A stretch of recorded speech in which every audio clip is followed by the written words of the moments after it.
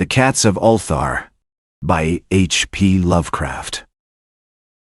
It is said that in Ulthar, which lies beyond the river Sky, no man may kill a cat. And this I can verily believe as I gaze upon him who sitteth purring before the fire. For the cat is cryptic, and close to strange things which men cannot see. He is the soul of antique Egyptus, and bearer of tales from forgotten cities in Meroe and Ophir. He is the kin of the jungle's lords, and heir to the secrets of hoary and sinister Africa. The Sphinx is his cousin, and he speaks her language, but he is more ancient than the Sphinx, and remembers that which she hath forgotten. In Ulthar, before ever the burgesses forbade the killing of cats, there dwelt an old cotter and his wife, who delighted to trap and slay the cats of their neighbors.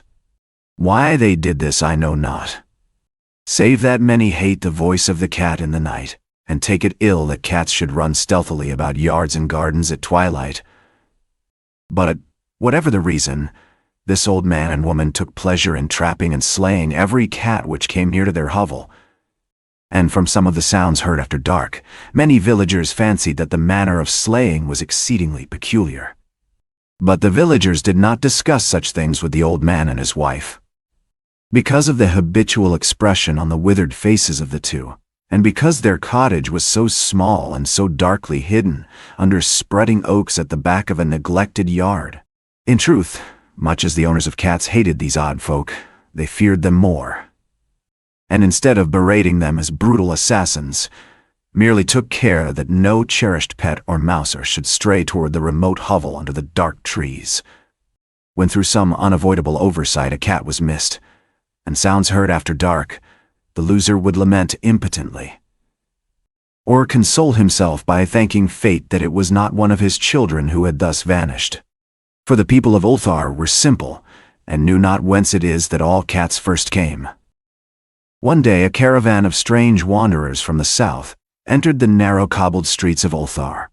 Dark wanderers they were, and unlike the other roving folk who passed through the village twice every year.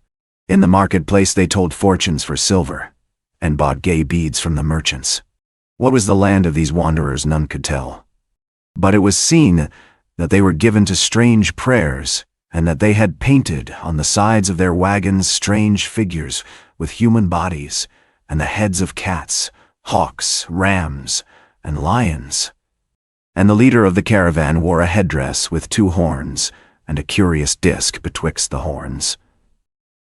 There was in this singular caravan a little boy with no father or mother, but only a tiny black kitten to cherish. The plague had not been kind to him, yet had left him this small furry thing to mitigate his sorrow. And when one is very young, one can find great relief in the lively antics of a black kitten. So the boy whom the dark people called Menes smiled more often than he wept, as he sat playing with his graceful kitten on the steps of an oddly painted wagon. On the 3rd morning of the wanderer's stay in Ulthar, Menes could not find his kitten. And as he sobbed aloud in the marketplace, certain villagers told him of the old man and his wife, and of sounds heard in the night. And when he heard these things, his sobbing gave place to meditation, and finally to prayer. He stretched out his arms toward the sun and prayed in a tongue no villager could understand. Though indeed the villagers did not try very hard to understand, since their attention was mostly taken up by the sky and the odd shapes the clouds were assuming. It was very peculiar. But as the little boy uttered his petition, there seemed to form overhead the shadowy, nebulous figures of exotic things, of hybrid creatures crowned with horn-flanked discs. Nature is full of such illusions to impress the imaginative. That night the wanderers left Ulthar, and were never seen again, and the householders were troubled when they noticed that in all the village there was not a cat to be found. From each hearth, the familiar cat had vanished. Cats large and small, black, gray, striped, yellow and white. Old Cranon, the burgomaster, swore that the dark folk had taken the cats away in revenge for the killing of Menes' kitten, and cursed the caravan and the little boy. But Nith, the lean notary, declared that the old cotter and his wife were more likely persons to suspect, for their hatred of cats was notorious and increasingly bold. Still, no one durst complain to the sinister couple, even when little Atal, the innkeeper's son, vowed that he had at twilight seen all the cats of Ulthar in that accursed yard under the trees, pacing very slowly and solemnly in a circle around the cottage, two abreast, as if in performance of some unheard-of rite of beasts. The villagers did not know how much to believe from so small a boy, and though they feared that the evil pair had charmed the cats to their death, they preferred not to chide the old cotter till they met him outside his dark and repellent yard. So Ulthar went to sleep in vain anger, and when the people awaked at dawn, behold, every cat was back at his accustomed hearth, large and small, black, gray, striped, yellow, and white. None was missing. Very sleek and fat did the cats appear, and sonorous with purring content. The citizens talked with one another of the affair, and marveled not a little. Old Crannon again insisted that it was the dark folk who had taken them, since cats did not return alive from the cottage of the ancient man and his wife. But all agreed on one thing, that the refusal of all the cats to eat their portions of meat or drink their saucers of milk was exceedingly curious. And for 2 whole days the sleek, lazy cats of Ulthar would touch no food, but only doze by the fire or in the sun. It was fully a week before the villagers noticed that no lights were appearing at dusk in the windows of the cottage under the trees. Then the Leanith remarked that no one had seen the old man or his wife since the night the cats were away.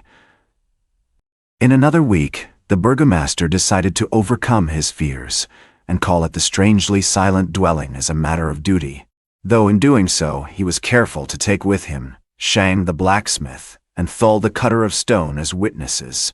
And when they had broken down the frail door, they found only this: 2 cleanly picked human skeletons on the earthen floor, and a number of singular beetles crawling in the shadowy corners.